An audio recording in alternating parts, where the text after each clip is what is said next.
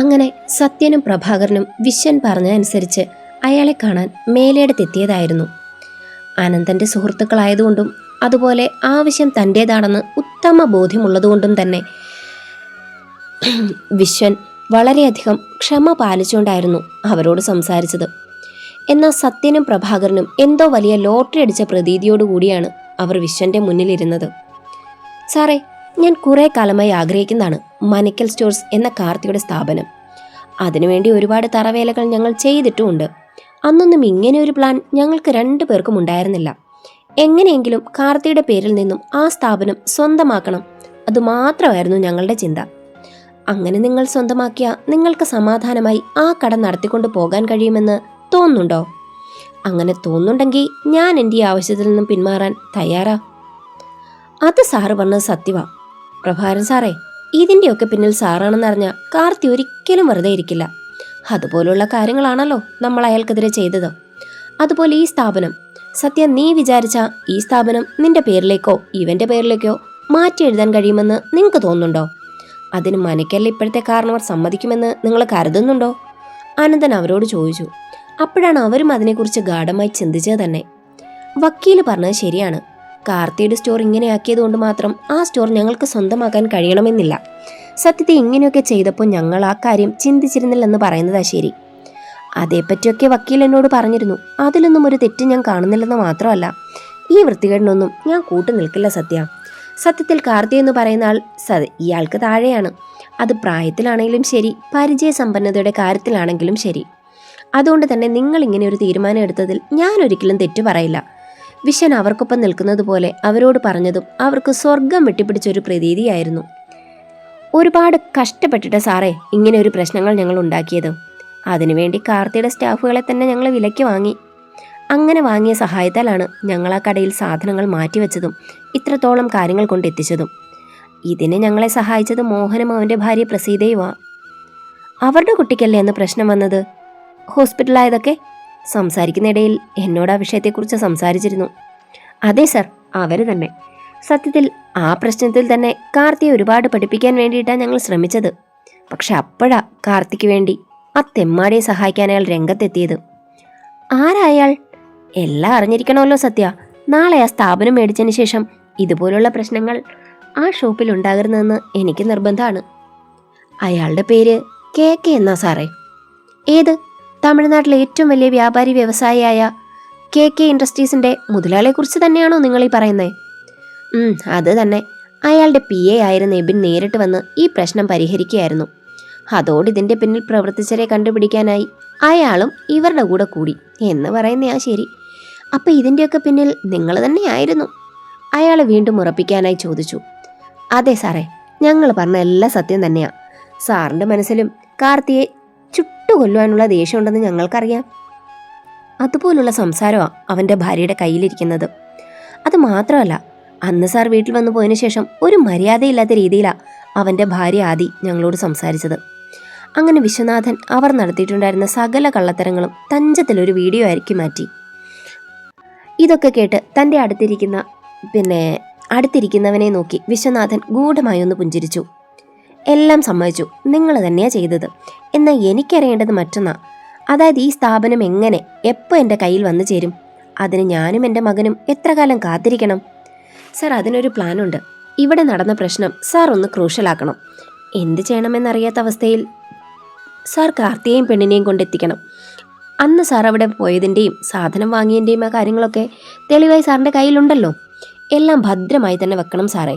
കാര്യം ഇനിയുള്ള കളികളിൽ വേണ്ടത് തെളിവുകളാണ്. അനന്തൻ അയാളെ ഓർമ്മിപ്പിച്ചു.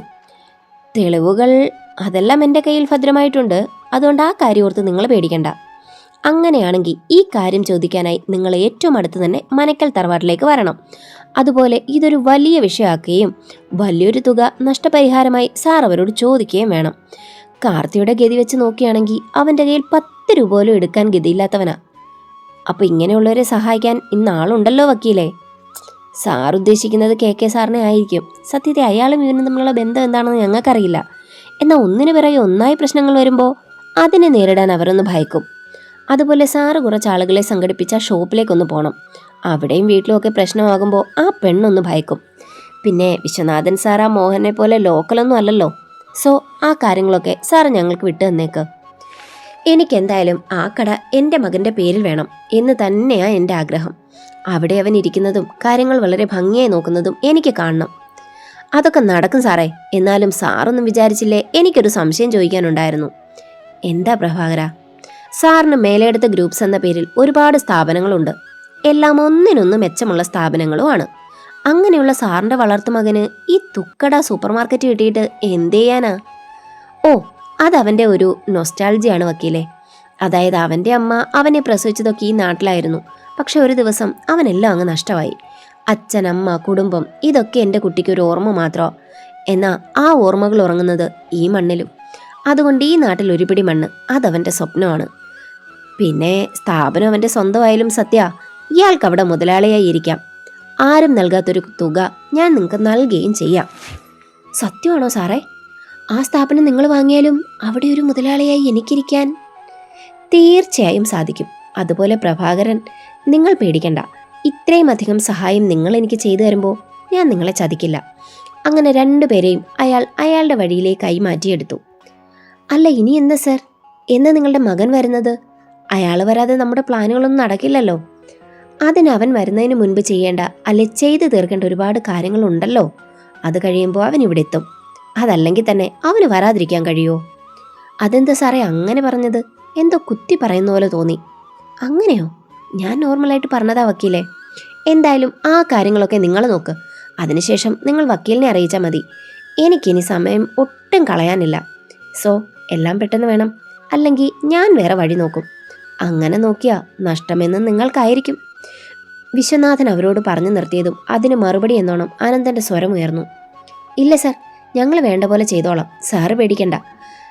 ഒരു 2 ദിവസം, അതിനുള്ളിൽ നമ്മുടെ പ്ലാൻ പോലെ കാര്യങ്ങൾ നടക്കും. എനിക്ക് അത്രയും കേട്ടാൽ മതി. ആ സ്ഥാപനം എനിക്ക് വളരെയധികം പ്രിയപ്പെട്ടതാണ്, അയാൾ അവരോട് തുറന്നു പറഞ്ഞു. മനസ്സിലായി സർ. എന്തെങ്കിലും ആഗ്രഹം പോലെ? എന്തായാലും ആഗ്രഹം പോലെ എല്ലാം വളരെ ഭംഗിയായി തന്നെ നടക്കും. അയാൾ വിശ്വന് വാക്ക് നൽകി. തൻ്റെ കൂട്ടാളിയുമായി അവർ അവിടെ നിന്നും ഇറങ്ങി. പിന്നീടുള്ള ദിവസങ്ങളിൽ ഈ 3 പേരുടെയും ചിന്ത എങ്ങനെ മനക്കൽ സ്റ്റോഴ്സ് വിശ്വനാഥന്റെ കൈകളിൽ എത്തിക്കും എന്നതായിരുന്നു. അങ്ങനെ പതിവ് പോലെ ആ കാര്യങ്ങൾ ചർച്ച ചെയ്യാൻ 3 പേരും ഒത്തുകൂടിയിരിക്കുകയാണ്. എൻ്റെ പൊന്ന് സത്യ, നീ മണ്ടനെ പോലെ ഇരിക്കാതെ എന്തെങ്കിലും ഒരു ഐഡിയ നിനക്കിതേപ്പറ്റി ഉണ്ടെങ്കിൽ അതെന്നോട് തുറന്നു പറ. എടാ, എന്തെങ്കിലും ഐഡിയ കൊണ്ട് ആ സ്ഥാപനം നമുക്ക് നമ്മുടെ പേരിലാക്കിയെടുക്കാനൊന്നും കഴിയില്ല എന്താ? കാരണം അതിൻ്റെ തലപ്പത്തിരിക്കുന്നത് കാർത്തികേയനാ. പക്ഷെ അയാളിപ്പോൾ സ്ഥലത്തില്ലല്ലോ. പിന്നെ എന്താ സത്യ പ്രശ്നം? പറയുമ്പോഴൊക്കെ എളുപ്പമായിട്ട് തോന്നും, പക്ഷെ കാര്യത്തോടടുക്കുമ്പോഴാ അതിൻ്റെ പ്രശ്നങ്ങൾ നമ്മൾ മനസ്സിലാക്കുന്നത്. അതുകൊണ്ട് കാര്യങ്ങൾ ശ്രദ്ധാപൂർവം ചെയ്യണം. എന്നാ ഒരു കാര്യം ചെയ്യാം, ഡയറക്റ്റായിട്ട് നീങ്ങാൻ നിൽക്കാതെ വിശ്വനാഥൻ സാറിനെ വെച്ച് കാര്യങ്ങൾ നീക്കാം. അതെങ്ങനെ? അതായത് സാറിന് മനക്കൽ സ്റ്റോഴ്സിലുണ്ടായ അനുഭവങ്ങൾ സാർ അതൊരു വലിയ പ്രശ്നമാക്കണം. അങ്ങനെ ആ പ്രശ്നം സാറായിട്ട് തറവാട്ടിലെത്തിച്ചാൽ പിന്നുള്ള കാര്യങ്ങൾ സത്യ നീ വിചാരിച്ചാൽ ഈസിയാക്കാൻ പറ്റും. എങ്ങനെ? എനിക്ക് മനസ്സിലാവുന്നില്ല. എടാ, വിശ്വൻ ഇത് പ്രശ്നമാക്കിയ നിനക്ക് നിന്റെ മനക്കൽ സ്റ്റോഴ്സിന് വേണ്ടി സംസാരിക്കാം. എന്തായാലും കാർത്തി ചെയ്യുന്ന നിറയേണ്ടത്രയും നീ ചെയ്യുന്നില്ല. ഓക്കെ, ശരി അനന്ത. പക്ഷേ വീട്ടിൽ ഇതൊന്നും ആരും സമ്മതിച്ചു തരില്ല, പ്രത്യേകിച്ച് ദേവച്ചൻ. അയാൾക്കും മാധവിയമ്മയ്ക്കും സ്വന്തം മക്കളേക്കാൾ അവർക്കിഷ്ടം ആ ചെറുക്കനെയാ. നീ ടെൻഷൻ ആണ്ട, എല്ലാം നമുക്ക് ശരിയാക്കാം. ഞാൻ എന്തായാലും ആ വിശ്വനാഥൻ മുതലാളി ഒന്ന് കാണട്ടെ, ബാക്കിയൊക്കെ എന്നിട്ട് സംസാരിക്കാം. അങ്ങനെ അവർ തീരുമാനത്തിലെത്തിയതിന് പിന്നിൽ അവിടെ നിന്നും പിരിഞ്ഞു. അയാൾ പോയതും പ്രഭാകരനും സത്യനും വീണ്ടും അവരുടെ പതിവ് താവളത്തിലിരുന്ന് സംസാരിക്കാൻ തുടങ്ങി. എൻ്റെ സത്യ, നീ ഇങ്ങനെ ടെൻഷൻ ആകാതെ. ആനന്ദൻ വക്കീല് പറഞ്ഞതുപോലെ ഒന്ന് ആലോചിച്ച് നോക്ക്. അങ്ങനെ ഇരിക്കുമ്പോഴാണ് സത്യൻ്റെ ഫോൺ ബെല്ലടിക്കുന്നത്. ഹലോ, ആരാണ്? അയാൾ ഫോൺ ചെവിയിലേക്ക് വെച്ചതിന് ശേഷം അപ്പുറത്തു നിന്നുള്ളവനോട് തിരക്കി.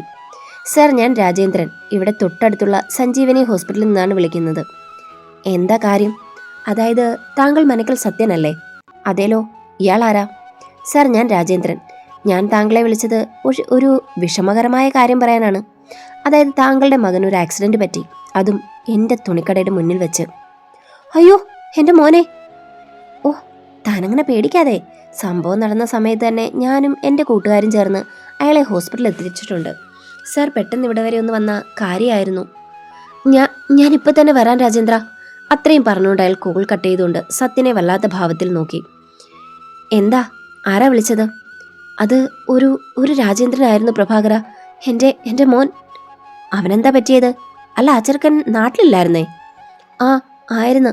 അവനൊരു ആക്സിഡന്റ് പറ്റിയെന്ന്. എങ്ങനെ? ആ, അറിയില്ല. ഇയാളുടെ കടയിൽ മുന്നിൽ വെച്ചാ ആക്സിഡന്റ് നടന്നിരിക്കുന്നേ. നിന്റെ മോന്റെ സ്വഭാവം അനുസരിച്ചായില്ലെങ്കിലേ അത്ഭുതമുള്ളൂ. പ്രഭാകര, നീ വിഷമിക്കാനായി പറഞ്ഞതല്ല സത്യ. അവന്റെ സ്വഭാവം ഒട്ടും ശരിയല്ല. അതെന്റെ കടയിൽ നിൽക്കുന്ന സ്റ്റാഫ് വരെ പറഞ്ഞിട്ടുണ്ട്. എന്തായാലും വിവാഹമൊക്കെ കഴിഞ്ഞില്ലേ, ഇനിയെങ്കിലും നല്ല രീതിയിൽ ജീവിക്കാൻ നീ അവനെ ഉപദേശിക്കണം പ്രഭാകര. ഉപദേശിക്കണം സത്യ, പ്രഭാകരൻ അയാളോട് തുറന്നു പറഞ്ഞു. എന്തായാലും നീ എൻ്റെ കൂടെ ഒന്ന് വാ. ഒറ്റയ്ക്ക് അവിടെ വരെ പോകാൻ എനിക്ക് കഴിയില്ല. സത്യം പറഞ്ഞതനുസരിച്ച് അവർ രണ്ടുപേരും ഹോസ്പിറ്റലിലേക്ക് തിരിച്ചു. എന്നാൽ ഇതേ സമയം രാജേന്ദ്രൻ വളരെ അക്ഷമയോടെ അവരെ കാത്തിരിക്കുകയാണ്. എൻ്റെ ഗോവിന്ദ, ആ ചെറുക്കൻ്റെ തന്തയെ വിളിച്ചിട്ട് മണിക്കൂറൊന്നായി. ഇതുവരെ അയാൾക്ക് ഇങ്ങോട്ട് എഴുന്നള്ളാനുള്ള സമയമായില്ല. ഞാൻ പറഞ്ഞതല്ലേ മനക്കൽ ദേവചന്ദ്രൻ മാഷിനെ വിളിക്കാൻ. അതാകുമ്പോൾ നമുക്കൊരു സമാധാനം ഉണ്ടായേനെ. എടോ, അത് പ്രായമായ ഒരാളല്ലേ, അതും സിദ്ധാർത്ഥിന്റെ അവസ്ഥ. ഈ അവസ്ഥയൊന്നും അയാൾക്ക് കിട്ടിയാൽ പോരാ രാജ. അത്രയ്ക്ക് സ്വഭാവ മഹിമയുള്ള ചെറുക്കനൊന്നും അല്ലത്. ശരിക്കും പറഞ്ഞ ഒരു കാട്ടാളൻ. ഏത്, നമ്മുടെ കാർത്തികനെ പോലെയോ? ഞാൻ നോക്കിയിട്ട് കാർത്തിമോൻ സേതുവിനെ പോലെ തന്നെയാ. സത്യത്തിൽ അവൻ അനാവശ്യമായി ആരുമായിട്ടെങ്കിലും വഴക്കുണ്ടാക്കുന്നതോ തല്ലുകൂടുന്നതോ നീ കണ്ടിട്ടുണ്ടോ? അതില്ല ഗോവിന്ദ, ആ പയ്യൻ അനാവശ്യമായി ആരെയും ഉപദ്രവിക്കാറൊന്നുമില്ല. പിന്നെ അവൻ്റെ കടയിൽ നടന്ന സംഭവം, അതെനിക്കങ്ങോട്ട് വിശ്വസിക്കാനും കഴിയുന്നില്ല. എന്തൊക്കെ പറഞ്ഞാലും കാർത്തി നമ്മുടെ സേതുവിൻ്റെ മകനല്ലേ. അങ്ങനെ അവർ ഇരുവരും കാർത്തിയുടെ പഴയ ജീവിതവും മറ്റും പരസ്പരം പങ്കുവെച്ചുകൊണ്ടിരുന്നു. അപ്പോഴാണ് സത്യൻ വലിയ വായിൽ നിലവിളിച്ചുകൊണ്ട് അവിടേക്ക് പാഞ്ഞു കയറി വന്നത്. ഓ, വരുന്നുണ്ട് മനക്കൽ സത്യൻ, ഗോവിന്ദൻ പുച്ഛത്തോടെ പറഞ്ഞതും രാജേന്ദ്രൻ അവനെ വിലക്കി. എന്തായാലും നമ്മളായിട്ട് ഒരു പ്രശ്നം ഉണ്ടാക്കണ്ട. അറിയാലോ അയാളുടെ സ്വഭാവം. ഒടുവിൽ സഹായിച്ച നമ്മളെ തന്നെ അയാൾ പ്രതിയാക്കും. അതോടെ ഗോവിന്ദനും മൗനം പൂണ്ടു. എവിടെ എൻ്റെ മോൻ? അയാൾ നിലവിളിച്ചുകൊണ്ട് ചോദിച്ചു. എടോ, താനിങ്ങനെ വിഷമിക്കാതെ ധൈര്യമായിട്ടിരിക്കുക. അവൻ ഇപ്പോൾ ഉള്ളത് ICUവിലാ. ബാക്കിയൊക്കെ ഡോക്ടർ പറയും. അതോടെ സത്യൻ എന്ത് ചെയ്യണമെന്നറിയാതെ ഏറെ വേദനയോടെ പ്രഭാകരനൊപ്പം ഒരു സൈഡിലേക്കിരുന്നു. എടാ, ഈ സമയത്ത് പറയുന്നോണ്ടൊന്നും തോന്നരുത് സത്യ. എനിക്കൊരു ഐഡിയ തോന്നുന്നു. പ്രഭാകരൻ എന്തോ ഓർത്തതുപോലെ സത്യനോട് പറഞ്ഞു. എന്ത് ഐഡിയ? എടാ, അതൊക്കെ ഞാൻ പറയാം, നീ കണ്ണു തുടക്കേ. അത്രയും പറഞ്ഞുകൊണ്ട് പ്രഭാകരൻ അയാളെ ഒന്ന് സമാധാനിപ്പിച്ചു. എടാ, നീ ഒന്ന് ആലോചിച്ച് നോക്ക്. വിശ്വൻ സാർ പറഞ്ഞതുപോലെ കാര്യങ്ങൾ മുന്നോട്ട് നീക്കണം. പക്ഷെ മനക്കൽ തറവാട്ടിൽ നിനക്കൊരു വോയിസും ഇല്ല സത്യ. പക്ഷേ സിദ്ധാർത്ഥൻ്റെ ആക്സിഡൻറ്റ് നിനക്കൊരു അനുഗ്രഹമോ? അതെന്താ നീ അങ്ങനെ പറഞ്ഞത്? എനിക്ക് മനസ്സിലായില്ല. എടാ, ഇവിടെ ഒരു സീൻ നമുക്ക് ക്രിയേറ്റ് ചെയ്യാൻ കഴിഞ്ഞാൽ നമുക്ക് പിന്നെ അതിൽ പിടിച്ച് കയറാം. കാരണം വിശ്വനാഥൻ മുതലാളി ആഗ്രഹിക്കുന്നത് പോലെ കാര്യങ്ങൾ നടക്കണമെങ്കിൽ നിന്റെ വീട്ടിലുള്ള എല്ലാവരും നിന്റെ സൈഡായിരിക്കണം, എക്സ്പെഷ്യലി ആദ്യം ഗ്രൂപ്പും. സോ നീ ഒന്നും വിചാരിക്കണ്ട. ഈ കാര്യം, അതായത് സിദ്ധാർത്ഥിൻ്റെ അവസ്ഥ നിന്റെ മോളെ വിളിച്ച് പറയാൻ നോക്ക്. കൂടെ ആദ്യം കൂട്ടാൻ നീ പറയണം. അതൊക്കെ എന്തിനാ? നീ കൂടുതൽ ചോദ്യോത്തരമേള നടത്താതെ ഞാൻ പറയുന്നത് കേൾക്കാൻ നോക്ക്. പ്രഭാകരൻ അയാളെ നിർബന്ധിച്ചു. എന്റെ സാൻവി, നമ്മൾ ഇവിടെ വന്നത് ഇയാളുടെ സംസാരം കേൾക്കാനൊന്നും അല്ല. നീ പെട്ടെന്ന് തന്നുവിനെ വിളിച്ചിങ്ങോട്ട് വരാൻ പറ. ജാൻസി അയാളുടെ സംസാരവും നോട്ടവും ഇഷ്ടപ്പെടാതെ അയാളോട് തുറന്നു പറഞ്ഞു. ശരി ചേച്ചി, ഞാൻ തന്നുവിനെ നോക്കട്ടെ. അത്രയും പറഞ്ഞുകൊണ്ട് അവൾ ഫോണും എടുത്തു മാറി. ആദ്യം മോളെ, നീയും ഈ കാര്യം കാർത്തിയെ വിളിച്ചൊന്ന് അറിയിച്ചേക്ക്. അത് കേട്ടതും ആദ്യം തൻ്റെ ഫോണെടുത്ത് മാറി നിന്നു. എൻ്റെ സത്യ, കിട്ടിയ അവസരം നീ കളിഞ്ഞു കുളിക്കരുത്. ഇനി ഇതുപോലൊരു അവസരം നമ്മളെ തേടി വരില്ല. അതുകൊണ്ട് മയത്തിൽ സംസാരിച്ച് ആ പെണ്ണുങ്ങളെ അടുപ്പിക്കാൻ നോക്ക്. എടാ, നീയും കണ്ടതല്ലേ അവളുമാരുടെ അഹങ്കാരം. ഒന്ന് പറഞ്ഞ് രണ്ടാമത്തേന് അവറ്റകളെല്ലാം തുള്ളലല്ലേ. പിന്നെ ഞാൻ എന്ത് ചെയ്യാനാ? അങ്ങനെ ചോദിച്ച് മാറി നിന്ന ജീവിതകാലം മുഴുവൻ നീ ഇങ്ങനെ മാറി നിൽക്കത്തേ ഉള്ളു സത്യ. അതുകൊണ്ട് പഴയ കാര്യങ്ങളൊന്നും നോക്കണ്ട. നീ ആ വിശ്വനാഥനെ മനസ്സിൽ വിചാരിച്ചുകൊണ്ട് ഇവറ്റകളോട് സംസാരിക്കാൻ നോക്ക്. അങ്ങനെ വേറെ നിവൃത്തിയില്ലാതെ സത്യൻ അവരോട് സംസാരിക്കാൻ തുടങ്ങി. എന്നാൽ അതിനൊന്നും താല്പര്യമില്ലാതെ ജാൻസിയും കൂട്ടരും അവിടെ നിന്നും മാറി നിന്നു. എടാ, അവർ മാറിയൊക്കെ നിൽക്കും, പക്ഷെ നിന്റെ ശ്രദ്ധ അവരിൽ തന്നെ ആയിരിക്കണം. അങ്ങനെ പ്രഭാകരന്റെ വാക്കുകൾ കേട്ടുകൊണ്ടിരിക്കുമ്പോൾ തന്നെ വിവരമറിഞ്ഞ് ഓടിക്കിതച്ചെത്തിയത്. പെട്ടെന്ന് വിയർത്തു കുളിച്ചു വരുന്ന തന്നുവിനെ കണ്ടതും ഒരു മാത്ര അവളുടെ ഉടലുകളെ നോക്കി സത്യൻ അങ്ങനെ നിന്നുപോയി. അത് കണ്ടതും പ്രഭാകരൻ അവനിട്ടൊരു തട്ടു കൊടുത്തു. എൻ്റെ പൊന്നെ സത്യ, ആവശ്യമില്ലാത്ത പണിക്ക് വെറുതെ നിന്ന് ഒരു പ്രശ്നങ്ങൾ ഉണ്ടാക്കരുത്. ഒന്നാമതാ ജാൻസിയുടെ നോട്ടം ശരിയല്ല, അതുപോലെ നിന്റെ മോള്, അയാൾ ഓർമ്മിപ്പിച്ചു. അതോടവൾ നല്ലവനായി അഭിനയിച്ചുകൊണ്ട് വീണ്ടും എൻ്റെ മോനെ എന്ന് നിലവിളിച്ച് കരയുവാൻ തുടങ്ങി. എന്നാൽ അവൾ ഒരു വികാരവും ഇല്ലാതെ അവരുടെ കൂടെ ഇരുന്നതേ ഉള്ളൂ. കാരണം സിദ്ധുവിന് കിട്ടുന്നതെല്ലാം അവൻ അർഹതപ്പെട്ടതാണെന്ന് അവൾക്ക് ഉത്തമ ബോധ്യമുണ്ടായിരുന്നു. അങ്ങനെ മണിക്കൂറുകൾ കടന്നുപോയി. ഇതിൻ്റെ ഇടയിൽ സത്യൻ തൻ്റെ മരുമകളെ സമാധാനിപ്പിക്കാൻ എന്നവണ്ണം പല ആവർത്തി തന്നുവിനരികിലേക്ക് വന്ന് ചേർന്നിരുന്നു. ജാൻസി അയാളെ ഒരു നോട്ടം കൊണ്ട് തടഞ്ഞിരുന്നു. അപ്പോഴേക്കും വിവരം അറിഞ്ഞ് മനക്കിലുള്ളവർ മുഴുവൻ ആ സമയം എത്തിച്ചേർന്നു. അയ്യോ സത്യേട്ടാ, എൻ്റെ കുഞ്ഞ് എന്ന് പറഞ്ഞ് അവർ സത്യന് മുൻപിൽ അലറി വിളിക്കാൻ തുടങ്ങി. കൂടുതൽ തന്നുവിനെ പ്രാകാനും അവർ മറന്നില്ല. എൻ്റെ രാധു, നീ എന്തിനാ ആ കുട്ടി ഇങ്ങനൊക്കെ പറയുന്നേ? അകത്ത് കിടക്കുന്നത് ആ കൊച്ചിൻ്റെ ഭർത്താവ് കൂടിയാ, അത് നീ മറക്കരുത്. ഭർത്താവോ? അതും ഇവളുടെ? എന്താ അല്ലേ? സാൻവി ദേഷ്യത്തോടെ ചോദിച്ചു. ഭർത്താവൊക്കെ തന്നെയാ, ആരും നമുക്കവക്ക് ആ സ്ഥാനം കൊടുക്കുന്നില്ലെന്ന് സാൻവി മോൾക്കറിയാലോ. ഇതൊക്കെ കേട്ടു നിന്ന സാവിയുടെ സ്വരമുയർന്നു. എന്നാൽ നീയൊക്കെ ചെവി തുറന്നു കേട്ടോ. അകത്ത് കിടക്കുന്ന നിങ്ങളുടെ പൊന്നുമകൻ തൻ്റെ തെറ്റുകളെല്ലാം മനസ്സിലാക്കി ഇവളെ അംഗീകരിക്കുന്ന ഒരു സമയം വരും. ഇതൊക്കെ കേട്ടുകൊണ്ടിരുന്ന മാധവിയമ്മയുടെ സ്വരം അവിടെ ഉയർന്നു. അങ്ങനെ ഒരു ദിവസം ഉണ്ടാവില്ല മാധവിയമ്മേ, അതിനെ രാധിക സമ്മതിക്കില്ല. എൻ്റെ കുഞ്ഞിൻ്റെ ജീവിതത്തിൽ ഇവൾ വേണ്ട. രാധിക ഒരു ഭ്രാന്തിയെ പോലെ പറയാൻ തുടങ്ങി. അതിന് സപ്പോർട്ടായി സത്യൻ്റെ പെങ്ങൾ സാവിയും. അങ്ങനെ പരസ്പരം വഴക്കൊക്കെ ആയതും പ്രഭാകരൻ സത്യന് നേരെ കണ്ണു കാണിച്ചു. അതിനർത്ഥം മനസ്സിലായതുപോലെ അയാൾ അവരോട് സംസാരിച്ചു തുടങ്ങി. എൻ്റെ രാധു, നിന്റെ വിഷമം ആരേക്കാൾ നന്നായി എനിക്കറിയാം. പക്ഷെ ഈ പെൺകുട്ടി നമ്മുടെ മകൻ്റെ ഭാര്യയാണ്. അത് നീ മറന്ന് സംസാരിക്കരുത്. ഓ, അപ്പൊ സത്യേട്ടനെയും ഈ ഒരുമ്പെട്ടവൾ വളച്ചെടുത്തോ? അവർ പുച്ഛത്തോടെ ചോദിച്ചതും മാധവിയുടെ കൈവിരലുകൾ അവരുടെ കവളിൽ ആഞ്ഞു പതിച്ചു. മിണ്ടരുത് നീ. സ്വന്തം മകനെ വളർത്തി വഷളാക്കി, അതും പോരാഞ്ഞിട്ട് ഒരു പെൺകുട്ടിയുടെ ജീവിതവും തുലച്ചു. പിന്നെ നീയൊക്കെ വിചാരിക്കുന്ന പോലെ ഈ പെൺകുട്ടി ഡാഷ് പിടിച്ച പെണ്ണൊന്നുമല്ല. ഇവളുടെ സാഹചര്യം കൊണ്ട് നിന്റെ ഡാഷ് പിടിച്ച മോൻ്റെ ജീവിതത്തിലേക്ക് വന്നുപോയി. അതിവളുടെ ഗതികേട്. പിന്നെ ഈ അപകടം അതെങ്ങനെ സംഭവിച്ചതാണെന്ന് ബോധം വരുമ്പോൾ നീ തന്നെ നിന്റെ മോനോട് ചോദിച്ച് മനസ്സിലാക്ക്. അപ്പം അറിയാൻ പറ്റും അതിൻ്റെ ഉറവിടം. മാധവി തൻ്റെ വാക്കുകളിലൂടെ സിദ്ധാർത്ഥിനോടുള്ള ദേഷ്യം വ്യക്തമാക്കി. അമ്മ എന്തിനാ ഈ അവസ്ഥയിൽ ഇവരോട് ഇങ്ങനെയൊക്കെ പറയുന്നേ? എന്തൊക്കെ പറഞ്ഞാലും ഇവർ സിദ്ധാർത്ഥിൻ്റെ അമ്മയല്ലേ. സ്വന്തം മകൻ ഈ അവസ്ഥയിൽ കിടക്കുമ്പോൾ ഏതമ്മയ്ക്കാ അത് സഹിക്കാൻ കഴിയുന്നേ? അരുന്ധതി രാധയുടെ മുഖഭാവം കണ്ട് മാധവി അമ്മയോടായി ചോദിച്ചു. അത് നിനക്ക് ഇവരെക്കുറിച്ച് അറിയാത്തതുകൊണ്ട് ആരും മോളെ നീ ഇങ്ങനെ പറയുന്നേ? നീ കളിച്ച് വളർന്ന ആ കാലമല്ലിപ്പോൾ. അതുപോലെ നീ സ്നേഹിച്ച പഴയ സത്യനിൽ നിന്ന് ഇവനും ഒരുപാട് മാറിപ്പോയി. പിന്നെ നീ പറഞ്ഞല്ലോ ഇവർ സിദ്ധാർത്ഥിൻ്റെ അമ്മയാണെന്ന്. അങ്ങനെ ഒരു ചിന്ത ഇവർക്കുണ്ടായിരുന്നേ അവർ നല്ല രീതിയിൽ അതിനെ വളർത്തിയേനെ. ആ ചെറുക്കൻ്റെ കയ്യിലില്ലാത്ത തെമ്മാടിത്തരങ്ങളൊന്നുമില്ല. മാധവി തനിക്കറിയാവുന്ന കാര്യങ്ങളെല്ലാം അരുന്ധതിയോടെ തുറന്നു പറഞ്ഞു. മുത്തശ്ശി പറഞ്ഞതൊക്കെ വാസ്തവമായ കാര്യങ്ങളാണ് ആരുവമ്മേ. അതുകൊണ്ട് ദൈവത്തെ ഓർത്ത് ഇവരെ ഒന്ന് സപ്പോർട്ട് ചെയ്യല്. അങ്ങനെ ചെയ്താ അടുത്ത പണി ഇവർ തരുന്നത് ആരുമയ്ക്ക് തന്നെയാണ്. അത്രയും നല്ലവരാ എൻ്റെ അച്ഛനും അമ്മയും സഹോദരനും. സാൻവിയുടെ ആ തുറന്നു പറച്ചിൽ കേൾക്കവേ രാധയ്ക്ക് എരിഞ്ഞു കയറി. എങ്കിലും സാവി അവളെ തന്നിലേക്ക് ചേർത്ത് പിടിച്ചു. വേണ്ട രാധുവേട്ടത്തി, നമ്മളിവിടെ ഇപ്പം എന്തെങ്കിലും പറഞ്ഞാൽ അത് വലിയ പ്രശ്നമാകും. പോരാത്തതിന് ദേവച്ചനും ഉണ്ട്, അറിയാലോ. സാവി അവളോടൊരു താക്കീതോടെ പറഞ്ഞതും അവളൊന്ന് അടങ്ങി. അപ്പോഴാണ് ഐസുവിൻ്റെ വാതിൽ തുറന്ന് ഡോക്ടർ പുറത്തേക്ക് വന്നത്.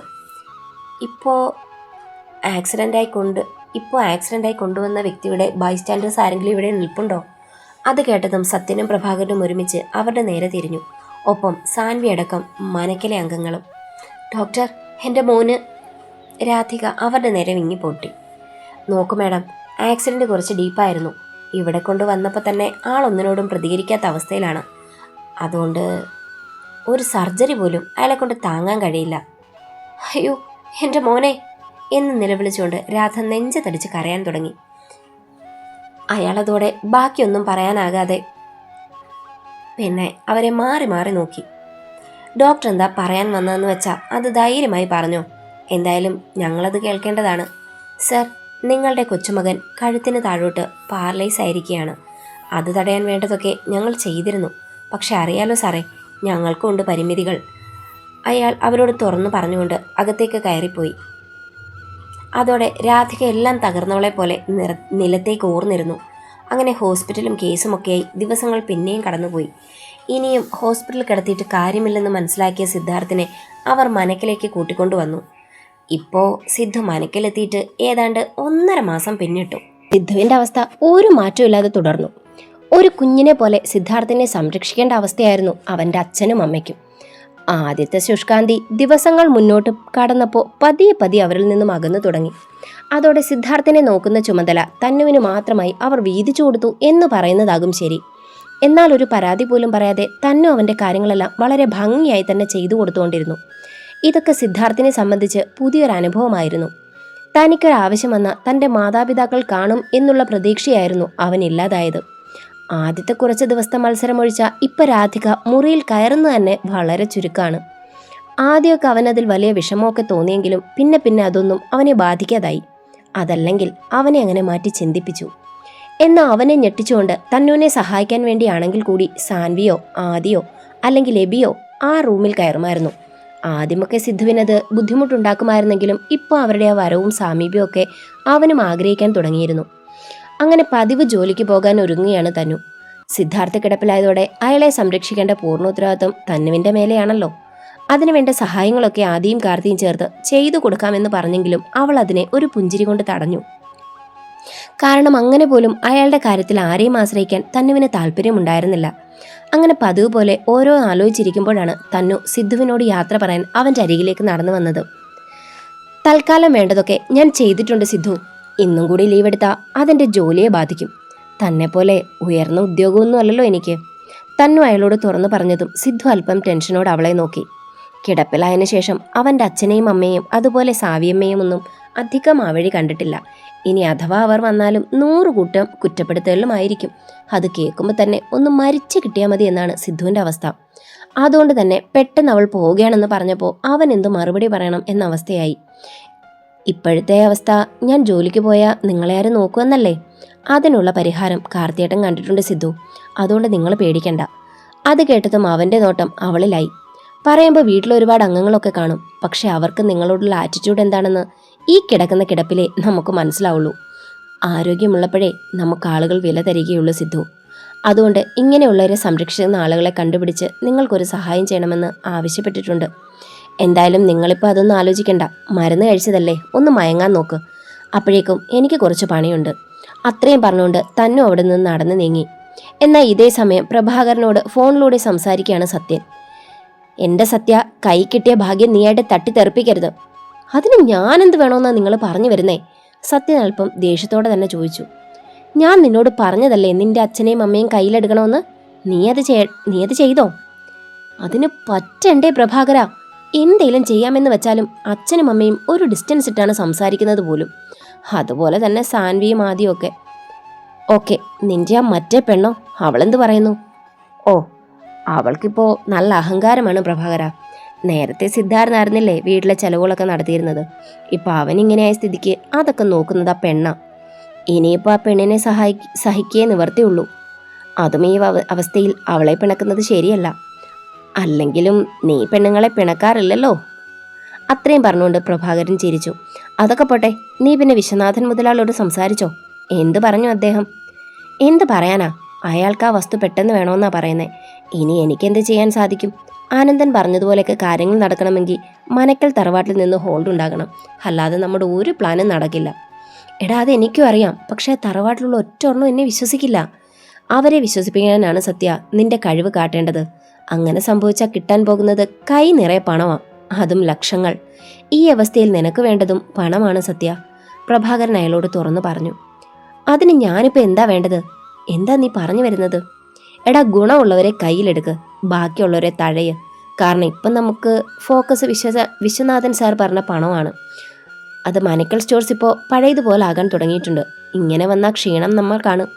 അതും നമുക്ക് ഓണം സീസൺ ആണ്. ഈ സമയം കച്ചവടം കുറഞ്ഞാൽ അറിയാലോ സത്യ, അതുകൊണ്ടുണ്ടാകുന്ന നഷ്ടം. എന്തായാലും നീ അനന്തനോട് പറഞ്ഞേക്ക് ആ വിശ്വനെ എത്രയും പെട്ടെന്ന് ഇങ്ങോട്ട് എത്തിക്കാൻ. അയാൾ ഇവിടെ വരാതെ നമ്മുടെ പ്ലാനൊന്നും ഇനി നടക്കില്ല. അതിനൊക്കെ ഉള്ളത് ഞാൻ നോക്കിക്കോളാം. സത്യ, ഇയാൾ ഞാൻ പറയുന്ന പോലെ കാര്യങ്ങൾ നീക്കാൻ നോക്ക്. ആ വിശ്വൻ വീട്ടിലേക്ക് വരുമ്പോൾ ആ ദേവചന്ദ്രൻ നിന്റെ കയ്യിലെ പാവയായിരിക്കണം, മനസ്സിലായോ? ഞാൻ ശ്രമിക്കാം പ്രഭാകര. ഇതേ സമയം കാർത്തി തൻ്റെ ജോലികളൊക്കെ തീർത്ത് വേഗം നാട്ടിലേക്ക് എത്തിച്ചേരാനുള്ള തയ്യാറെടുപ്പിലാണ്. എന്നാൽ ചില സാമ്പത്തിക ഇടപാടുകൾ കാരണം കാർത്തിക്ക് അതിന് കഴിഞ്ഞില്ല. അതിൻ്റെ ഒരു വേദന അവനിലും ഉണ്ട്. എൻ്റെ കാർത്തി, നീ ഇങ്ങനെ ജോലി തിരക്കെന്നൊക്കെ പറഞ്ഞ് നടക്കാതെ ആദ്യമോളുടെ കാര്യം കൂടി നോക്കണം. നിന്നെ പ്രതീക്ഷിച്ച് നിന്റെ ലൈഫിലേക്ക് വന്നവളാണ്. അരവിന്ദ് അവനെ ഓർമ്മിപ്പിച്ചു. എടാ എനിക്കറിയാം, പക്ഷെ നമ്മുടെ ഇപ്പോഴത്തെ തിരക്കൊക്കെ നിനക്ക് ഞാൻ പറഞ്ഞു തരേണ്ട കാര്യമുണ്ടോ? എടാ എന്നാലും മോളുടെ കാര്യത്തിൽ നീ കുറച്ചുകൂടി ശ്രദ്ധിക്കണം. കാരണം നിന്റെ കുറവുകൾ ഒരിക്കലും അവൾ പരാതിയായി പറയില്ല. പക്ഷെ നീ അത് മനസ്സിലാക്കണം. അരവി ഒരു അവസരം കിട്ടിയപ്പോൾ അവനെ ഉപദേശിച്ചു. അതിൽ ന്യായമുള്ളതുകൊണ്ട് തന്നെ അവൻ ആ ഉപദേശം മനസ്സാൽ സ്വീകരിച്ചുകൊണ്ട് തുടർന്നു. എനിക്കും കാര്യങ്ങളൊക്കെ മനസ്സിലാകുന്നുണ്ട് അരവി, ഞാൻ ഇനി ശ്രദ്ധിച്ചോളാം. അപ്പോഴേക്കും ക്രിസ്റ്റിയും ഹരിയും ഇന്ദ്രനും അവിടേക്ക് വന്നു. അതോടെ ആ സംസാരം ബിസിനസ് വിഷയത്തിലേക്കും വഴിമാറി. അപ്പോൾ സത്യൻ എങ്ങനെ മനക്കിലുള്ളവരുടെ മനസ്സിലേക്ക് കയറിപ്പറ്റാം എന്നതിനെ പറ്റിയുള്ള ചിന്തയിലായിരുന്നു. അങ്ങനെ ഓരോന്ന് ആലോചിച്ചിരിക്കുമ്പോഴാണ് തന്നു സിദ്ധുവിനെ നോക്കാൻ നിയോഗിച്ചിരിക്കുന്ന സ്റ്റാഫ് രാധികയുടെ നേരെ സംസാരിക്കുന്നത് കണ്ടത്. എൻ്റെ പൊന്നു മേഡം, ആ തന്നു കൊച്ചുള്ളപ്പോൾ മേഡത്തിനെ ഞാൻ ഒന്നിനും വിളിക്കുന്നില്ലല്ലോ. ഇപ്പം എനിക്ക് എന്തായാലും തനിച്ച് പൊക്കാൻ കഴിയില്ല. എടോ, താൻ എന്തൊക്കെ പറഞ്ഞാലും ശരി, എനിക്കിപ്പോൾ അങ്ങോട്ട് വരാൻ കഴിയില്ല. അതെന്താ രാധിക അങ്ങനെ? അകത്ത് കിടക്കുന്നവൻ നിന്റെ ചോര തന്നെയല്ലേ? പിന്നെ എങ്ങനെയാടി നിനക്ക് എടുത്തടിച്ച പോലെ പറയാൻ കഴിയുന്നത്? സത്യന്റെ സ്വരം ഉച്ചത്തിൽ മുഴങ്ങി. ഏട്ടാ, ഈ കാര്യത്തിൽ നിങ്ങൾ രോഷാകുലനൊന്നും ആകണ്ട. പിന്നെ സിദ്ധാർത്ഥൻ്റെ മകനാണെന്ന് ഉള്ള കാര്യം നിങ്ങൾ പറഞ്ഞിട്ടല്ല ഞാൻ അറിയുന്നത്. അവനെ 10 മാസം ചുമന്നുകൊണ്ട് നടന്നത് ഞാനാ എന്ന് കരുതി കയ്യും കാലും ഇല്ലാത്തവനെ അന്നത്തെ ഒരു വയസ്സുകാരനെ പോലെ എനിക്ക് താങ്ങാൻ കഴിയുമോ? ഓ, നീ അവനെ തൊടാൻ പോലും പോകണ്ട രാധു. അങ്ങനെ തൊട്ടിട്ട് നിനക്കൊന്നും സംഭവിക്കണ്ട. ഇനി അവനെ ഞാൻ നോക്കിക്കോളാം. എനിക്കെന്തായാലും അവനെ കളയാൻ കഴിയില്ലല്ലോ. എൻ്റെ മകനായി പോയില്ലേ? വീട്ടിലുള്ളവർ കേൾക്കത്തക്ക ഉച്ചത്തിൽ തന്നെ അവൻ വിളിച്ചു പറഞ്ഞു. അപ്പം തന്നെ ആ കുടുംബത്തിലുള്ള മറ്റംഗങ്ങളും അവിടേക്കെത്തി. എന്താ സത്യയുടെ പ്രശ്നം? ഏട്ടത്തിയോട് എന്തിനാ ഏട്ടനിങ്ങനെ ചൂടാവുന്നേ? ഇതൊക്കെ കേട്ടുകൊണ്ട് അവിടേക്ക് വന്ന അരുന്ധതിയുടെ സ്വരവും ഉയർന്നു. ഞാനും എൻ്റെ ഭർത്താവും തമ്മിൽ പല പ്രശ്നങ്ങളും കാണും. അതൊക്കെ നിന്നോട് പറയണമെന്നുണ്ടോ ആരു? അവളുടെ ചോദ്യം ഇഷ്ടപ്പെടാതെ രാധിക അരുന്ധതിയോട് തട്ടിക്കയറി.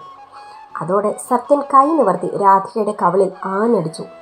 ജീവിതത്തിൽ ആദ്യമായാണ് രാധിക സത്യൻ്റെ ഈ മുഖഭാവം കാണുന്നത് തന്നെ.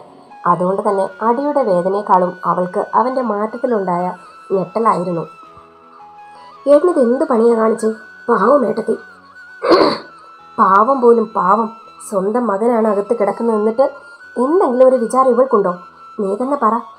പിന്നെ ഇവളോട് ചെറിയൊരു സഹായം ചോദിച്ചു. അതിനിവരെ തെറ്റു പറയാൻ ആർക്കെങ്കിലും സാധിക്കുമോ? ഒറ്റയ്ക്ക് 10-75 തൂക്കമുള്ള ഒരാളെ ഒറ്റയ്ക്ക് താങ്ങാൻ പറ്റുമോ? എന്നിട്ടും ആ തൻവി ആ ചെക്കനെ തനിച്ചല്ലേ നോക്കുന്നേ?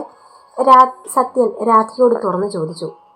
ഇതേ സത്യേട്ടാ, എനിക്ക് നിങ്ങളുടെ മരുമകളുടെ പ്രായമൊന്നുമല്ല. വയസ്സ് 55ആയി. ഇത്രയൊക്കെ ആരോഗ്യമേ എനിക്കുള്ളൂ. അത് വെച്ച് അവനെ താങ്ങാനുള്ള ശക്തിയൊന്നും ഈ ഉള്ളവൾക്കില്ല. രാധിക ഉരുളയ്ക്കുപ്പേരി പോലെ മറുപടി കൊടുത്തു. നീ എന്തൊക്കെയാ രാധി പറയുന്നേ? നിന്റെ കെട്ടിയനുള്ള ബോധം പോലും നിനക്കില്ലേ? ഇവരുടെ വഴക്ക് കേട്ട് മാധവിയമ്മയും പറഞ്ഞു.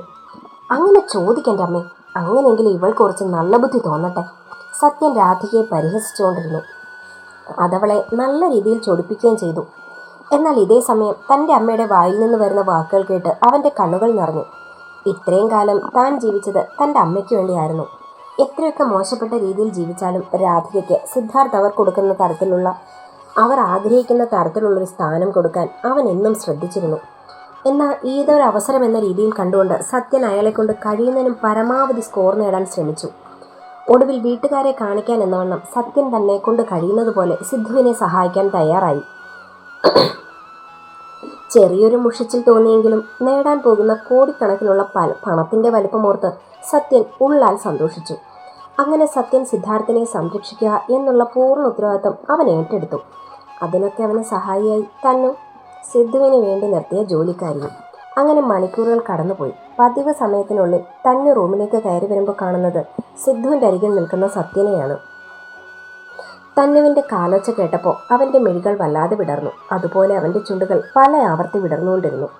പെട്ടെന്ന് എന്തോ ഓർത്തുപോലെ അയാൾ സിദ്ധുവിനെ നോക്കി. അവൻ നല്ല മയക്കത്തിലാണെന്ന് കണ്ടതും അയാൾ നമ്മുടെ തന്നുവിന് നേരെ തിരിഞ്ഞു. നിന്റെ വിഷമവും സങ്കടവും ഒക്കെ ആരും പറയാതെ തന്നെ എനിക്കറിയാം. അതിനുള്ള പരിഹാരവും ഞാൻ നിനക്ക് പറഞ്ഞു തന്നതല്ലേ താൻവി. പക്ഷെ നീ അതൊരിക്കലും കേൾക്കാൻ കൂട്ടാക്കുന്നില്ല. എടോ, തൻ്റെ ഡാഷ് എന്താണെന്ന് എനിക്ക് നന്നായി അറിയാം. അതുകൊണ്ട് താൻ കൂടുതൽ ഇതിനെക്കുറിച്ച് വിശദീകരിക്കണ്ട. പിന്നെ എനിക്ക് നഷ്ടപ്പെടാൻ ഇനിയൊന്നുമില്ലടോ. അതുകൊണ്ട് എൻ്റെ വഴിക്ക് താൻ വന്ന. തന്നുവിൻ്റെ മുഖം ചുവന്നു. ഇങ്ങനെ ചുവപ്പിക്കാതിരി പെണ്ണേ. അങ്ങനെ ചുവന്നാലും ഈ കിടക്കുന്നവനെ കൊണ്ട് നിനക്കൊന്നും ആവില്ല. അതുകൊണ്ട് മര്യാദയ്ക്ക് എൻ്റെ വാക്കുകൾ കേട്ട് അനുസരിച്ച് ജീവിക്കാൻ നോക്ക്. പോ, ഇറങ്ങിപ്പോ. അയാളുടെ സ്വരം കേട്ടതും സിദ്ധാർത്ഥിൻ്റെ സ്വരം അവശതയോടെ ഉയർന്നു. പെട്ടെന്ന് സിദ്ധു ഉണർന്നത് അവൻ്റെ ആ വാക്കുകൾ കേട്ടതും സത്യനൊന്നും മിണ്ടാതെ പുറത്തേക്കിറങ്ങി. എന്നാൽ സിദ്ധു വല്ലാത്തൊരവസ്ഥയിലായിരുന്നു. തൻ്റെ അച്ഛനെക്കുറിച്ചൊക്കെ അവന് നന്നായി അറിയാം. എന്നാൽ തൻ്റെ മുൻപിൽ വെച്ച് അയാൾ ഇങ്ങനൊരു പ്രകടനം നടത്തുമെന്ന് അവൻ ഒട്ടും പ്രതീക്ഷിച്ചില്ല. എടോ, താൻ ഇതൊന്നും കണ്ട് ടെൻഷനാകണ്ട. എനിക്കിതൊക്കെ ശീല. അല്ലെങ്കിൽ തന്നെ താൻ എന്നെ ഇവിടെ കൊണ്ടുവന്നത് തൻ്റെ ഭാര്യയായിട്ടോ തന്നെ സ്നേഹിക്കുന്ന പെൺകുട്ടിയായിട്ടോ ഒന്നും അല്ലല്ലോ. എൻ്റെ ഇളയമ്മയോട് തനിക്ക് തോന്നിയ പ്രണയം. അവരാണെങ്കിൽ ആ നാട്ടിൽ തന്നെ അറിയപ്പെടുന്ന ഡാഷും.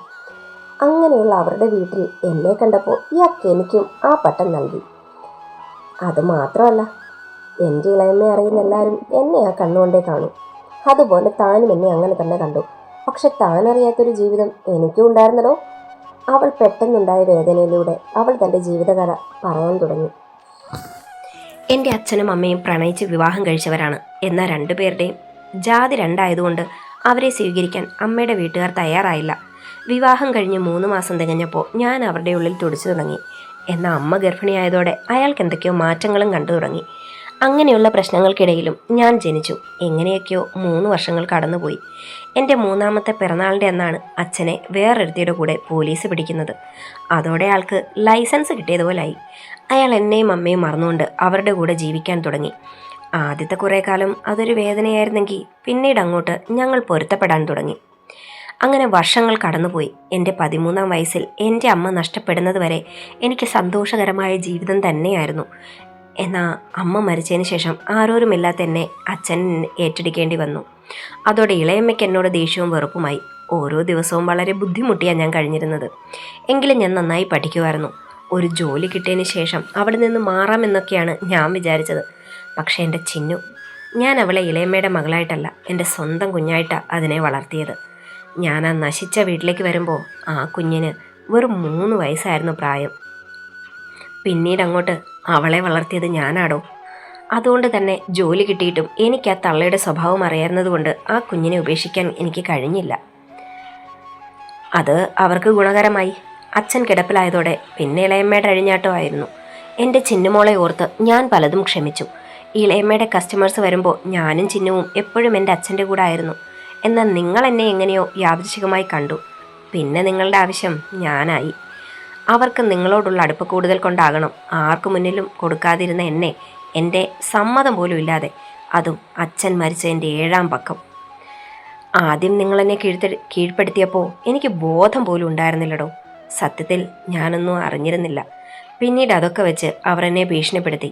ഇതൊക്കെ പുറത്തറിഞ്ഞാൽ അത് മാത്രമല്ല, എനിക്ക് ട്രെയിനിയായിട്ടാണ് ജോലി കിട്ടിയിരുന്നത്. അവർ പറയുന്ന ടൈം പീരീഡ് തീരുന്നത് വരെ ഞാൻ അവിടെ ട്രെയിനിയായി തുടരണം. ഇല്ലെങ്കിൽ അവിടുത്തെ എഗ്രിമെൻ്റ് പ്രകാരമുള്ള തുക ഞാൻ അവർക്ക് കൊടുക്കേണ്ടി വരും. നിങ്ങളാണെങ്കിൽ എൻ്റെ CEO ആയ ജെന്നി മാഡത്തിന് വേണ്ടപ്പെട്ടവനും. അതായത് അവരുടെ പ്രണയം. സ്വന്തം കാമുകൻ മറ്റൊരു സ്ത്രീയോടൊപ്പം അടുപ്പം കൂട്ടുന്നതൊന്നും അവരെ സംബന്ധിച്ച് കുഴപ്പമില്ല. അതെനിക്ക് മനസ്സിലായത് ഞാൻ അവരോട് തൻ്റെ കാര്യം പറഞ്ഞപ്പോഴാണ്. ആ നിമിഷം എനിക്ക് മനസ്സിലായി അവർക്ക് വേണ്ടതും തൻ്റെ ശരീരം മാത്രമാണെന്ന്. തന്നെ ഏറെ വേദനയോടെ സദ്ദുവിനോടായി പറഞ്ഞതും അവളുടെ ഗതികേടോർത്ത് ആദ്യമായി അവൻ്റെ മിഴികൾ നിറഞ്ഞു. അതോടൊപ്പം തൻ്റെ അച്ഛൻ്റെ കണ്ണുകൾ ഈ പെണ്ണിലേക്ക് ഒരിക്കലും പതിയാതിരിക്കാൻ അവനും ആ നിമിഷം മുതൽ ആഗ്രഹിച്ചു. പിന്നീട് അങ്ങോട്ട് മനക്കലുള്ളവരുടെ മുൻപിൽ സത്യൻ മകനെ പ്രാണനോളം സ്നേഹിക്കുന്ന അച്ഛനായി മാറി. തന്നു സിദ്ധുവിൻ്റെ മുറിയിലുള്ളപ്പോൾ അയാളെ സഹായിക്കാൻ എന്നവണ്ണം അയാൾ പല ആവർത്തി അവളുടെ മുറിയിൽ ഒരു അനുവാദം പോലും ചോദിക്കാതെ കയറി ചെന്നുകൊണ്ടിരുന്നു. ഇതൊക്കെ കാണുമ്പോൾ സ്വന്തം തന്തയെ വലിച്ചു കയറാനുള്ള ദേഷ്യം സിദ്ധാർത്ഥിനും തോന്നിപ്പോയി. പക്ഷേ ഈ കിടപ്പിലിരുന്നുകൊണ്ട് തനിക്കൊന്നും കഴിയില്ലെന്നുള്ള സത്യം അവനെ ഏറെ വേദനിപ്പിച്ചിരുന്നു. എടോ, താനിങ്ങനെ എൻ്റെ കാര്യം ഓർത്ത് മനസ്സ് വിഷമിപ്പിക്കണ്ട. ഇനിയെങ്കിലും തെറ്റിലേക്ക് പോകാതെ മനുഷ്യനായി ജീവിക്കാൻ നോക്ക്. ചിലപ്പോൾ ഈ ആക്സിഡൻറ്റ് തനിക്ക് മഹാദേവൻ ഒരുക്കി തന്നത് തന്നെയായിരിക്കും. ചിലത് കാണിക്കാനും മനസ്സിലാക്കാനും വേണ്ടി. സ്വന്തം സഹോദരിയായ സാൻവിയോട് പോലും അവൾ എങ്ങനെയായിരുന്നുവെന്ന് അവളെന്നോട് പറഞ്ഞിട്ടുണ്ട്. താൻവി അവനോട് തുറന്നു പറഞ്ഞു. അവളുടെ വാക്കുകൾ കേട്ടതും അവന് തൻ്റെ പ്രവർത്തികൾ ഓർക്കവേ നാണക്കേടും മാനക്കേടും തോന്നിത്തുടങ്ങി. അങ്ങനെ ഓരോന്നും സംസാരിച്ചുകൊണ്ടിരുന്നപ്പോഴാണ് സത്യൻ അവരുടെ ഇടയിലേക്ക് കയറി വന്നത്. അയാൾ വന്ന പാടെ സാൻവിയെ ചുറ്റിപ്പിടിക്കാനും മറ്റും തുടങ്ങി. സത്യൻ്റെ ആ ചേർത്തുള്ള പിടുത്തവും നിൽപ്പും തന്നുവിന് സഹിക്കാൻ കഴിയുന്ന ഒന്നായിരുന്നില്ല. ഇനി താൻ പ്രതികരിച്ചില്ലേ തന്നിലെ സ്ത്രീത്വത്തെ പോലും അപമാനിക്കുന്നതിന് തുല്യമാണെന്ന് മനസ്സിലാക്കിയ തന്നു അയാളുടെ ആ കരവലയത്തിൽ നിന്ന് മോചിതയായി. തൊട്ടടുത്ത നിമിഷം തന്നെ അയാളുടെ കവിളിൽ തന്നുവിൻ്റെ കൈവിരലുകൾ ആഞ്ഞു പതിഞ്ഞു. അയാളും അവളിൽ നിന്ന് അങ്ങനെയൊന്നും പ്രതീക്ഷിച്ചിരുന്നില്ല. ഡീ! ആദ്യത്തെ ആ ഞെട്ടലൊന്ന് മാറിയപ്പോൾ അയാൾ അവളുടെ നേരെ അലറി. കൂടുതൽ ഒച്ച വയ്ക്കേണ്ട സത്യൻ മുതലാളി. നിന്നെക്കാട്ടിലും കൂടുതൽ ഒച്ച വയ്ക്കാൻ എനിക്കറിയാം. മനക്കിലുള്ളവർ കൂടിയ നാണക്കേട് തനിക്ക് തന്നെയാ. അതൊന്നും ഓർത്തോ. നീ ആരെ കണ്ടിട്ടാടി ഇങ്ങനെ കിടന്ന് നിഗളിക്കുന്നത്? ഈ കിടക്കുന്നവനെ ആണെങ്കിൽ ഇവന് പണ്ടേ നിന്നെ ഇഷ്ടമായിരുന്നില്ല. പിന്നെ ആകെ തോന്നിയത് നിന്റെ ഈ ഇളം ഡാഷിനോട് മാത്രം. ഇതൊക്കെ കേട്ട് സിദ്ധുവും തന്നെ കൊണ്ട് കഴിയുന്നത് പോലെ ശബ്ദം പുറപ്പെടുവിച്ചു. കാരണം അത്രമാത്രം അവൻ തൻ്റെ അച്ഛനെ വെറുത്തു പോയിരുന്നു. വാ അടച്ച് മിണ്ടാതെ കിടക്കടാ അങ്ങോട്ട്. എനിക്ക് ഒരുത്തിയേം പേടിയില്ല. പിന്നെ ഈ സത്യൻ ഇവിടെ വരെ എത്തിയത് എങ്ങനെയാണെന്ന് നിനക്കറിയാലോ. ഇനി അങ്ങോട്ടും എൻ്റെ ജീവിതം ഇങ്ങനെ തന്നെ ആയിരിക്കും. അതിലൊന്നും ഒരു മാറ്റം ഉണ്ടാവില്ല. അത് നിൻ്റെ ഈ ഭാര്യയോടൊന്ന് പറഞ്ഞ് മനസ്സിലാക്കിയേക്ക്. അയാൾ അവരെ ഇരുവരെയും പരിഹസിച്ചുകൊണ്ട് അവിടെ നിന്നും പുറത്തേക്കിറങ്ങിയതും അയാൾ കാണുന്നത് അവരുടെ സംസാരം ശ്രദ്ധിച്ചു നിൽക്കുന്ന സാൻവിയെയും കൂട്ടരെയുമാണ്. പുറകിലായി മനക്കൽ കുടുംബത്തിലുള്ള എല്ലാ ആളുകളും അവിടെ ആ നിമിഷം ഹാജരായിരുന്നു. അച്ഛൻ ഇങ്ങനെയൊരു വരവേൽപ്പ് ഒരിക്കലും പ്രതീക്ഷിച്ചിരുന്നില്ല അല്ലേ?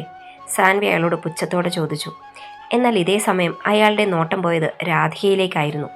അവരുടെ മിഴികൾ ഭർത്താവിൻ്റെ ചെയ്തികൾ കണ്ട് നിറഞ്ഞു തുളുമ്പി. അത് കണ്ടതും പുച്ഛത്തോടെ അന്ന അവരുടെ മുൻപിലേക്ക് കയറി നിന്നുകൊണ്ട് തുടർന്നു. ഇതാൻറ്റി സ്വയം വരുത്തി വെച്ചതാ. ഭർത്താവിനോട് അമിതമായ വിശ്വാസം നല്ലതാ. പക്ഷേ അത് കൂടിയാ ഇതുപോലുള്ള പല കാഴ്ചകളും കാണേണ്ടി വന്നെന്നിരിക്കും. ഇവരുടെയൊക്കെ സംസാരം കേട്ടുകൊണ്ട് തന്നെ പുറത്തേക്കിറങ്ങി വന്നത് അവളെ കണ്ടതും രാധിക നിന്ന നിൽപ്പിൽ പ്രാകാൻ തുടങ്ങി. എൻ്റെ ഭർത്താവിനെ പോലും നീ കൈക്കലാക്കിയില്ലേടി. ഇതിന് മാത്രം എന്ത് പാപമാടി ഞാൻ നിന്നോട് ചെയ്തത്? അവർ അവളുടെ നേരെ അട്ടഹസിച്ചതും സാവി രാഘവിനെ അനുകൂലിച്ചുകൊണ്ട് മുൻപോട്ട് കയറി വന്നു. എൻ്റെ സഹോദരൻ്റെ ജീവിതം തട്ടിക്കളഞ്ഞപ്പോൾ നിനക്ക് സമാധാനമായില്ലേ? അവൻ്റേത് മാത്രമാണോ? നിങ്ങളുടെ സിദ്ധുമോൻ, അവനെയും നിന്റെ തോന്നിവാസത്തിന് വേണ്ടി നീ കിടത്തിയില്ലേ? ഇവരുടേക്ക് ഈ പരിഹാസം കേട്ടതും തൻവി തൻ്റെ ദേഷ്യം സഹിക്കാൻ കഴിയാതെ അവിടെ ഉണ്ടായിരുന്ന ഒരു ചെയർ തട്ടിത്തെറിപ്പിച്ചു.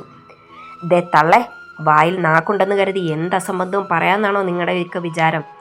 ഞാൻ ആരുടെയും ചെലവിലല്ല ജീവിക്കുന്നത്. പിന്നെ നിൽക്കുന്ന പെണ്ണുപിടിയൻ ഞാനിവിടെ വന്ന് കയറിയ അന്ന് മുതൽ എൻ്റെ പിറകെയാണ്. അതുപോലെ ഇവിടെ ജോലിക്ക് വന്നിരുന്ന പലർക്കും ഇയാൾ കാരണം മോശം അനുഭവങ്ങൾ ഈ വീട്ടിലുണ്ടായിട്ടുണ്ട്. അവരൊക്കെ മിണ്ടാതെ നിന്നതും മൗനം പൂണ്ടതുമൊക്കെ അവരുടെ ഗതികേട് കൊണ്ടാണ്. എന്നാൽ എനിക്കാരെയും പേടിക്കാനോ ഭയക്കാനോ ഇല്ല. എന്നിട്ടും ഞാൻ നിശബ്ദത പാലിച്ചത് ഇയാൾ കാണിക്കുന്നതിനൊക്കെ തെളിവുകൾ വേണമല്ലോ. അല്ലെങ്കിൽ വാദി പ്രതിയാകുമെന്ന് എനിക്ക് ഉത്തമ ബോധ്യമുണ്ടായിരുന്നു. അതിനുവേണ്ടി മാത്രമാണ് ഞാൻ ഇത്രയും കാലം സഹിച്ചത്. ഇനി ഇതിൻ്റെ ആവശ്യം എനിക്കില്ല. ഇയാളെപ്പോലെ രണ്ടും കെട്ടവൻ്റെ ഭാര്യയെ തുടരുന്നതിലും നല്ലത് വിവാഹമോചനം നടത്തി സ്വസ്ഥമായി ജീവിക്കുന്നതാണ്. അല്ലെങ്കിൽ ഈ ജന്മം നിങ്ങൾക്ക് പലതും കേൾക്കേണ്ടി വരും. അപ്പോഴേക്കും അന്നയും അരുന്ധതിയും ഒക്കെ അയാളെ കുറ്റപ്പെടുത്തിക്കൊണ്ടിരുന്നു. എല്ലാവരും കൂടെ എൻ്റെ ഏട്ടനെ ഇങ്ങനെ കുറ്റപ്പെടുത്തേണ്ട കാര്യമൊന്നുമില്ല. ആ പാവത്തിനൊരു തെറ്റുപറ്റി. അതിന് കാരണം ഈ ഉരുമ്പെട്ടവൾ മാത്രമോ? സാവി തൻ്റെ സഹോദരനെ ന്യായീകരിക്കാൻ തുടങ്ങി. നിങ്ങളുടെ ഭർത്താവ് ഇങ്ങനെ ചെയ്തെങ്കിൽ നിങ്ങളത് ക്ഷമിക്കുമോ? എബിൻ എടുത്തടിച്ച പോലെ ചോദിച്ചതും സാവിക്ക് എൻ്റെ ഉത്തരമില്ലാതായി. ഇവരൊക്കെ അതും ക്ഷമിക്കും മോനെ. കാരണം ഇവർക്കൊക്കെ വേണ്ടത് പണം മാത്രമാണ്. ആ പണം കിട്ടുമെന്നറിഞ്ഞാൽ പിന്നെ ഇവരൊക്കെ ഇതിൻ്റെ അപ്പുറവും ക്ഷമിച്ചെന്നിരിക്കും. അങ്ങനെ ഒന്നും രണ്ടും പറഞ്ഞത് വലിയ വഴക്കിൽ ചെന്ന് അവസാനിച്ചു. ആ സമയത്താണ് പ്രഭാകരൻ്റെയും അനന്തൻ്റെയും പ്ലാൻ പ്രകാരം വിശ്വൻ അനന്തനോടൊപ്പം മനക്കിലേക്ക് വന്നത്. അവിടെ വിശ്വൻ്റെ സ്വരമുയർന്നതും എല്ലാവരുടെയും നോട്ടം അയാളിലായി. സാറെന്താ ഇവിടെ? ആദ്യ പെട്ടെന്ന് എന്തോ ഓർത്തതുപോലെ വിശ്വൻ്റെ അരികിൽ വന്ന് ചോദിച്ചതും അദ്ദേഹം തൻ്റെ അഭിനയത്തിന് തുടക്കം കുറിച്ചു. ഞാൻ വന്നത് എന്തിനാണെന്ന് തനിക്കറിയില്ലയോ? അറിയില്ലെങ്കിൽ അതൊന്നും കൂടി ഓർമ്മിപ്പിക്കേണ്ടി തന്നെയാണ് വന്നത്. സർ, ഞങ്ങളുടെ ഷോപ്പിൽ നിന്ന് വാങ്ങിയ സാധനങ്ങൾ തികച്ചും ഗുണമേന്മ ഉള്ളത് തന്നെയായിരുന്നു. പക്ഷേ എങ്ങനെയാണത് ഇങ്ങനെയായതെന്ന് ഞങ്ങൾക്കറിയില്ല. പക്ഷേ ഞങ്ങളുടെ ഷോപ്പ് കാരണം നിങ്ങൾക്കുണ്ടായ ബുദ്ധിമുട്ട് ഞാൻ മനസ്സിലാക്കുന്നു. അങ്ങനെ മനസ്സിലാക്കിയിട്ടും വലിയ കാര്യമൊന്നുമില്ല കൊച്ചേ. എനിക്ക് നീതി കിട്ടണം, അല്ലാതെ ഞാനിവിടെ ഒന്നും പോകില്ല. വിശ്വൻ അവരുടെ നേരെ കത്തി കയറിക്കൊണ്ടിരുന്നു. എന്നാൽ ഇതേ സമയം അനന്തൻ്റെ നോട്ടം സത്യനിലായിരുന്നു. എന്നാൽ കുറച്ചു മുൻപ് നടന്ന വഴക്കിൻ്റെ ശക്തി കാരണം അയാൾക്ക് കമ എന്നൊരക്ഷരം പോലും വാ തുറന്നു പറയാൻ കഴിഞ്ഞില്ല. അതുകൊണ്ട് തന്നെ സംസാരമൊക്കെ അനന്തനും ആദിയും സാനുവും ഒക്കെ ചേർന്നായിരുന്നു. സത്യൻ്റെ മൗനത്തിന് പിന്നിൽ അവിടെ എന്തോ നടന്നിട്ടുണ്ടെന്ന് അയാൾക്ക് ബോധ്യമായി. എന്നാൽ ഇവരുടെ സംസാരം കേട്ട് സാൻവിയും രാധികയും അതൊരു വലിയ വിഷയമാക്കി മാറ്റി. അതോടൊപ്പം ആദിയെ ക്രൂശിക്കാനും തുടങ്ങി. നിങ്ങൾ എന്തൊക്കെ പറഞ്ഞാലും ശരി, ഇവരുടെ കടയിൽ നടന്ന പ്രശ്നം ഇവരുടെ കടയിൽ തന്നെ തീർക്കണം. അല്ലാതെ വീട്ടിലേക്ക് വന്ന് സീനുണ്ടാക്കിയാൽ ഞങ്ങൾ പോലീസുകാരെ വിളിക്കും. സാവിയുടെ മകൾ വർഷയുടെ സ്വരമുയർന്നു. ഞങ്ങൾക്കും അത് തന്നെയാണ് വേണ്ടത് കൊച്ചേ. നീയൊക്കെ സ്വയം പോലീസിനെ വിളിക്കുന്ന സ്ഥിതിക്ക് ഞങ്ങൾക്ക് എന്തായാലും നേട്ടങ്ങൾ തന്നെയാണ്. എൻ്റെ വർഷയെ നീ ഒന്നും മിണ്ടാതിരിക്കുക. വർഷയുടെ പ്രകടനം കണ്ട് സാൻവി ഇടയ്ക്ക് കയറി. എൻ്റെ മോളെന്തിനും മിണ്ടാതിരിക്കണം? അല്ലെങ്കിൽ തന്നെ അവൾ പറഞ്ഞാൽ എന്ത് തെറ്റാ ഉള്ളത്? സാവി എടുത്തടിച്ചതുപോലെ സാൻവിയോട് ചോദിച്ചു. ദേ സാവിയമ്മേ, വിശ്വൻ സാൻ വന്നത് ഞങ്ങളെ കാണാൻ വേണ്ടിയാ. അതുകൊണ്ട് അദ്ദേഹത്തോട് സംസാരിക്കാനും ഞങ്ങൾക്കറിയാം. ആ ഷോപ്പും കാര്യങ്ങളുമൊക്കെ നോക്കി നടത്തുന്നത് ഇവളും ഇവളുടെ ഭർത്താവും ചേർന്നാണ് സാറേ. അതിലൊരു പങ്കുമില്ല ഞങ്ങൾക്ക്. അങ്ങനെ പറഞ്ഞൊഴിഞ്ഞു മാറാൻ ഈ കുടുംബത്തിലുള്ളവർക്ക് കഴിയുമോ ദേവചന്ദ്രൻ സാറേ? വിശ്വനാഥൻ അർത്ഥം വെച്ച് ചോദിച്ചതും ദേവന്റെ സ്വരം അയാളുടെ നേരെ ഉയർന്നു. വിശ്വൻ സാറേ, എങ്ങനെയാണ് തന്നോട് സംസാരിക്കേണ്ടതെന്നൊന്നും എനിക്കറിയില്ല. പക്ഷെ ചില കാര്യങ്ങൾ പറയാതിരിക്കാൻ എനിക്ക് കഴിയില്ല. എൻ്റെ കുട്ടികൾ കുറേ വർഷങ്ങളായി ഈ ഫീൽഡിൽ നിൽക്കുന്നു. അതുപോലെ ഞാനും എൻ്റെ ഭാര്യയും. ഇതിപ്പോൾ മനഃപൂർവ്വം ഞങ്ങളെ ആരോ കരിവാരി തേക്കാൻ വേണ്ടി ചെയ്യുന്നതാണ്. അതിൽ സാറ് വന്ന് പെട്ടതാണ്. അങ്ങനെയാണെങ്കിൽ നമുക്ക് കേസിൻ്റെ വഴിയെ പോകാം ദേവ. എനിക്കതിൽ ഒരു പ്രശ്നവുമില്ല. എന്തായാലും ഞങ്ങൾക്ക് നീതി കിട്ടണം, വിശ്വനാഥൻ അവരോട് തറപ്പിച്ച് പറഞ്ഞു.